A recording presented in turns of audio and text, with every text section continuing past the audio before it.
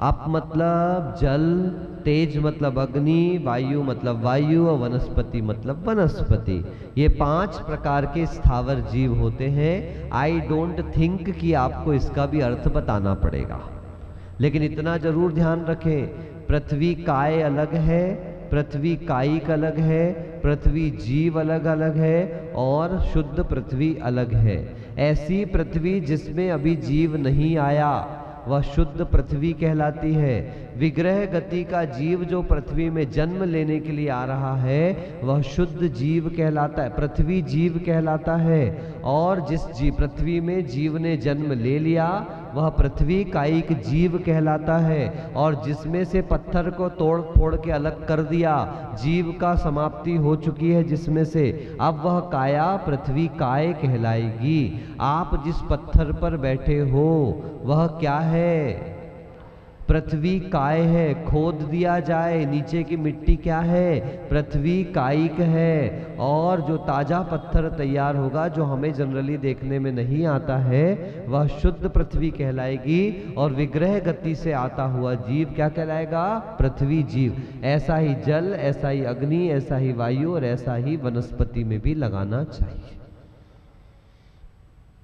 द्वि इंद्रियाद्यस्त्रसाः, 2 इंद्री को आदि लेकर आगे जितने भी जीव हैं वे सब त्रस हैं। चलो गिनना शुरू करते हैं। 2 इंद्री त्रस है, 3 इंद्री भी त्रस है, 4 इंद्री भी त्रस है, 5 इंद्री भी त्रस है, 6 इंद्री भी त्रस है, 7 इंद्री। अरे आप कैसे बोल रहे हो? तो कहेंगे समंत उमा स्वामी महाराज कह रहे हैं, देखो बहुत जरूरी बात है समझाना, सूत्र पढ़ने का तरीका आना चाहिए। सूत्र कह दिया द्वि इंद्रियाद्यस्त्रसाः, 2 इंद्री को आदि लेकर जितने हैं वो सब क्या है? तो कितने, तो आपने बताया नहीं, तो लगाते जा रहे हैं। 5 इंद्री, 6 इंद्री, 7 इंद्री, 8 इंद्री। तब उमा स्वामी कहते हैं भैया रुको, क्या कहो? पंचेंद्रियाणि। इसका अर्थ कह दिया इंद्रियां कितनी होती हैं? 5 ही इंद्रियां होती है, इसके आगे मत बढ़ जाना, ठीक है ना? द्विविधानि, द्विविधानि। और वो इंद्रियां भी 2 प्रकार से हुआ करती हैं। निर्वृत, निर्वृत युपकरणे। ता को एक साइड ले जाना और यू को नीचे से बोलना। निर्वृत युपकरणे द्रव्येंद्रियम। ठीक है ना? क्या हुआ भाई? सूत्र को तोड़ेंगे अपन। निर्वृत्ति और उपकरण क्या क्या हो गए बोलिए? इसको कहते द्रव्येंद्रिय। ठीक है, 2 भेद हो गए इंद्री के, एक द्रव्येंद्री और एक भावेंद्री। तो द्रव्येंद्री के 2 भेद। सबसे पहले क्या कह दिया आपको? निर्वृत्ति और उपकरण। क्या क्या कह दिया बोलो? निर्वृत्ति शब्द का सरलतम अर्थ रचना। क्या हुआ? निर्वृत्ति शब्द का सरलतम अर्थ होता है रचना, और उपकरण यानी उसके बाहरी आवरण को अपन क्या कहते हैं? उपकरण कहते हैं। उपकारम करोति इति उपकरणम। जो हमारा उपकार करता है, सहयोग करता है, उसको अपन क्या कहते हैं? उपकरण कहते हैं। आगे कह रहे हैं निर्वृत्ति के भी 2 भेद हैं। जो रचना होती है ना, उसके भी 2 भेद। कौन कौन से? अभ्यंतर और बाह्य। बोलो कौन कौन से? यहां पर आंख बंदना है तो आत्मा के प्रदेश जो है वो उसी इंद्री के आकार में तैयार हो जाएंगे। समझे आप लोग? आंख यहां पर बनना है तो आत्मा के प्रदेश उसी जगह पर आकर के, जहां पर है उस जगह के प्रदेश उस रूप तैयार हो जाएंगे। ये कहलाती है अभ्यंतर निवृत्ति। क्या कहलाती है? ठीक है ना? और अपने पुद्गल के जो प्रदेश हैं, जो पुद्गल के प्रदेश आए हुए हैं, उन प्रदेशों का चक्षु के स्थान पर उसी रूप में परिणत हो जाना, ये बाह्य निवृत्ति कहलाती है। आत्मा के प्रदेशों के आकार का निर्माण होना क्या कहलाती है? अभ्यंतर निवृत्ति। और ये पुद्गल के प्रदेशों का तैयार होना क्या कहलाती है? बाह्य निवृत्ति। ठीक है ना? उसके बाद का उपकरण, जो निर्वृत्ति का उपकार करते हैं उसको उपकरण कहा गया है। आपकी निर्वृत्ति को संभालते हैं, मतलब कहो आपकी भाषा में, जैसे अग्नि को लालटेन का कवर संभालता है ना, इसी तरीके से आपकी इस रचना को कौन संभाल रहा है आप देख लो। ये कान फालतू है, ये नाक का कोई काम नहीं है, जिसमें सुंदर सुंदर पहन पहन के आ रही हो ना लटका लटका के, इसकी कोई कीमत नहीं है, ये सिर्फ सौंदर्य प्रसाधन है मात्र। लेकिन फिर भी इसलिए बहुत कीमती है क्योंकि यह हमको बाहरी गंदे तत्वों से बचाता है। यदि नाक नहीं होती तो धूल के कण घुसते और आप हमेशा बीमार रहते। कान के ऊपर का हिस्सा नहीं होता, देखो मैल जमता है ना, पर अंदर नहीं जा पाता, ये उसको रोक रहा है पूरा। तो ये दिखने में बाहर है, कर्म ने कहा कि मैंने इसको रोकने की व्यवस्था करी, थोड़ी डिजाइन में कर दी भैया। आप लोग करते डिजाइन डिजाइन में, अब केक बनाओगे तो डिजाइन में बनाएंगे, है दही बड़े बनाएंगे तो डिजाइन में बनाएंगे, बिस्किट बनाएंगे तो डिजाइन में, और उस समय ये भूल जाते कौन सी डिजाइन में, और फिर उसका तोड़ोगे, दिल तोड़ के खाते हो मेरा। ऐसा नहीं करना, ये बहुत बड़ी भाव हिंसा है। भोजन की सामग्री को कभी शरीर के अंगों के आधार पर बनाना और अन्य किसी जीव के आकार में नहीं बनाना चाहिए। आप लोग तो यहाँ तक अभी 6वें अध्याय में पढ़ोगे, ये हिंसा के क्षेत्र में देखोगे तो बहुत सारे काम। आज ही क्या बात चल रही थी अपनी, बेडशीट पर जीव आदि बने रहते हैं अच्छे अच्छे सुंदर सुंदर से। जब धोते हो तो क्या करते हो, वॉशिंग मशीन में right left left right up down करते नहीं करते, और कुछ ज्यादा धोते हो तो फिर क्या करते, उठाओ ले फट फट। अब आप मुझे बताइए कि जीव को पटक रहे हो? नहीं महाराज, वो तो चित्र है, आगम में तीनों प्रकार से बताया है, चार प्रकार की स्त्री से ब्रह्मचर्य का दोष बताया, तिर्यंचिनी, मनुष्यनी, देवांगना और अचेतन। जब अचेतन स्त्री अब्रह्म का कारण हो सकती है तो अचेतन स्त्री हिंसा का भी कारण हो सकती होती है। आटे का मुर्गा काटा था यशोधर राजा ने, तो वो कितने भव तक मुर्गा बन के कटता रहा। आप विचार करिएगा, जो पटक पटक चल रहा है ना आप लोगों का, जो म्यूजिक निकाल रहे हो खूब बाथरूमों में, पटक छटक, सावधान हो जाइए, ठीक है। अभ्यंतर उपकरण और बाह्य उपकरण, आंखों में अंदर की तरफ जो ये काला और सफेद रचना दिख रही है ये अभ्यंतर उपकरण है, और ये जो पलक आदि दिख रही है वो बाह्य उपकरण है। अब चारों को वापस समझ लें अपन। पहले तो देखो, सब लोग किताब छोड़ दो थोड़ा कृपा करके, इधर देख लो मेरे को, यहाँ से आपको दिख जाएगा क्या देखना है, किताब में आंखें नहीं बनी हुई हैं। आत्मा के प्रदेशों का आंख के आकार में निर्मित हो जाना, ये क्या बन जाता है, अभ्यंतर निवृत्ति। निर्वृत्ति क्या बन गई, निर्वृत्ति, ठीक। निवृत्ति मतलब तो रहित हो जाना, या निर्वृत्ति शब्द का अर्थ है रचना, ठीक है। अब इंद्रियों के जो पुद्गल समूह आया है ना, उसी आकार में पहले पुद्गल समूह का निर्माण हो जाना। जैसे आपने रोटी बनाने के लिए लोई बना के तैयार कर ली, ये इंद्रियाकार पुद्गल का तैयार हो जाना, ये बाह्य निवृत्ति कहलाती है। उसके बाद देखें अभ्यंतर उपकरण, ये जो सफेद रूप में काली घटा ये सब बनी है क्या कहलाती है, अभ्यंतर उपकरण कहलाती है। और इसकी सुरक्षा के लिए जो पलकें वगैरह हैं वो क्या कहलाती हैं, ये चारों प्रकार से द्रव्येंद्री तैयार हुई। आत्मा के प्रदेशों की रचना, उस आधार पर पुद्गल पिंड की रचना, उसके ऊपर ये काला शुक्ल वर्ण का तैयार होना, और बाहर की तरफ पलकों का तैयार होना। क्रमशः अभ्यंतर निर्वृत्ति, बाह्य निर्वृत्ति, अभ्यंतर उपकरण और बाह्य उपकरण। बोलिए, कोई शंका तो नहीं? सब जाग रहे हो कि नहीं जाग रहे? ओम नमः सीधेभ्यः। चलिए,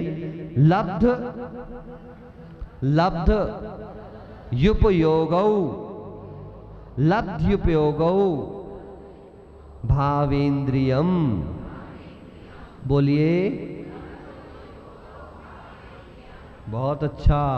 लब्धि शब्द आता है ज्ञानावरण कर्म के क्षयोपशम के अर्थ में, यानी जो इंद्री मिली है आत्मा में उस प्रकार का क्षयोपशम है, या आंखों का आकार तो बन गया, मगर हमारे कर्म का उदय जो था वो नहीं है उस संबंधित, तो आंखों से दिखाई, तो ये कहलाता है लब्धि। और उपयोग क्या कहलाता है? तद्रूप उसके परिणाम का होना, यानी आंखों से देखने की क्रिया का होना, ये क्या कहलाता है? उपयोग कहलाता है। ये भावेंद्रिय कहलाती है। भावेंद्रिय का मतलब आत्मा में इस प्रकार के कर्म का होना कि हम देख पाएंगे, और आंखों से देख पाना, ये दोनों क्या हो गए आपके? भावेंद्रियां कहलाई। लब्धि और उपयोग कौन कौन कहला गई? आया सभी को समझ में?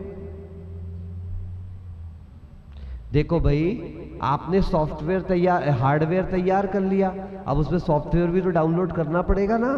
तो जो सॉफ्टवेयर है वो भावेंद्रिय है, यानी आत्मा में इस प्रकार के पुण्य का उदय होना कि दिखाई दे, ये लब्धि कहलाता है, ठीक है ना। और उपयोग क्या कहलाता है? अब आंखें होने के बाद भी देखो तो जरा, ये उपयोग कहलाता है, ठीक है ना। होके भी नहीं देख रहे हो तो वो उपयोग नहीं कहलाएगा, ठीक है। तो लब्धि और उपयोग क्या कहलाती है? भावेंद्रिय कहलाती है। हाँ ठीक है ना। अब आगे इंद्रियों के नाम अभी भी क्लियर है ना? पक्का? क्या अभी भी कंफ्यूजन है? वापस देख लीजिए। ये सब आकार प्रकार की रचना होना द्रव्येंद्रिय है, और उसमें उस शक्ति का होना भावेंद्रिय है। ये तो समझ में आ रही है ना? वस्तु का तैयार होना लब्धि, ये हो गए द्रव्येंद्रिय, और उसमें शक्ति का होना क्या कहलाएगा? अंतरंग शक्ति कर्म की और बाह्य शक्ति इंद्रियों की, ठीक है। चलिए आगे बढ़ते हैं। इंद्रियों के नाम भैया ये तो बच्चों की बात है। स्पर्शन रसन घ्राण चक्षु श्रोत्राणि। देख लीजिए, सबके नाम आपको पता है। स्पर्शन इंद्रिय, रसना इंद्रिय, घ्राण इंद्रिय, चक्षु इंद्रिय और श्रोत्र इंद्रिय। इनका काम क्या है? इन स्पर्श रस गंध वर्ण शब्दास तदर्थाः, यानी स्पर्शन इंद्रिय का स्पर्श का काम है, रसना इंद्रिय को रस से मतलब है, घ्राण इंद्रिय को गंध से मतलब है, चक्षु इंद्रिय को वर्ण से मतलब है, और श्रोत्र इंद्रिय को शब्द आदि से मतलब है। तदर्थाः, उनके समान ही इनके अर्थ हैं। श्रुतम अनिंद्रियस्य। श्रुत किसका विषय है? मन का विषय है। अनिंद्रिय मतलब क्या होता है? मन। इंद्रिय मतलब तो 5 गिन ली, और अनिंद्रिय का मतलब क्या होता है? मन हुआ करता है। तो श्रुत किसका विषय है? मन का विषय है। फिर कह रहे हैं इंद्रियों के स्वामी कौन कौन है बताइए तो। वनस्पत्यंतानामेकम। वनस्पत्यंतानामेकम। वनस्पति है अंत में जिसके इतने जीवों के लिए एक ही इंद्रिय हुआ करती है। पिछला सूत्र उठाइए, सूत्र संख्या कौन सी है? 13। पृथिव्यप्तेजो वायु वनस्पति स्थावरा। वनस्पति अंत में है ना इनके, तो पृथ्वी जल अग्नि वायु और वनस्पति, इनके पास कितनी इंद्रियां होती हैं? एक। तो सबके पास इतनी? तो कहते नहीं, सुनो तो। क्रमी पिपीलिका भ्रमण मनुष्यादीना मेकैक वृद्धानि। क्रमी पिपीलिका भ्रमण मनुष्यादीना मेकैक वृद्धानि। मतलब वनस्पति से आगे बढ़ो तो क्रमी में 2 इंद्री, पिपीलिका यानी चींटी वगैरह। क्रमी मतलब जो पेट में कीड़े वीड़े नहीं हो जाते हैं, क्रमी। पिपीलिका मतलब चींटी चिंटा अधिक। भ्रमर यानी भंवरा, उड़ने वाले जो हो गए, 4 इंद्री। मनुष्य में 5, ऐसे करके इनमें क्रम से हर प्रजाति के एक एक जीव आपके सामने रख दिए। एक एक की वृद्धि करते चले जाओ तो इंद्रियों की संख्या आपकी बढ़ती जाएगी। संगिनः समनस्काः। जो मन से सहित होते हैं उन्हें संगी कहा जाता है। विग्रहगतौ कर्म योगः। अब भैया समझने का विषय आ गया है, वापस सरल है, अब तो कठिन वाला नहीं है। मैंने आपको बताया था जीव के कितने शरीर होते हैं? 5।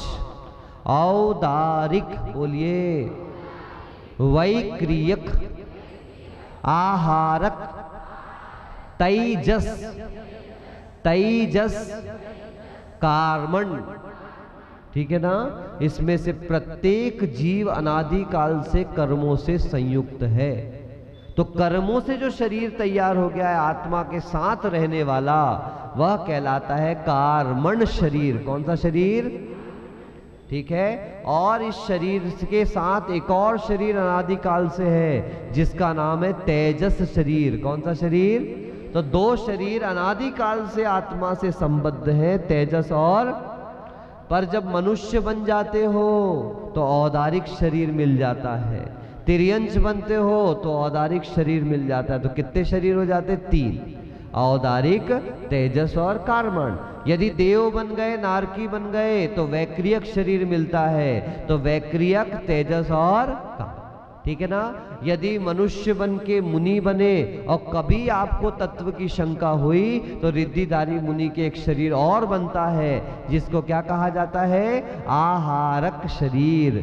जो कब बनता है? जब तत्व में कोई शंका जबरदस्त हो जाए तो वो शरीर मस्तक से निकल के अंतर मुहूर्त में केवली श्रुत केवली का स्पर्श करके समाधान करके वापस अपने शरीर में मिल जाता है।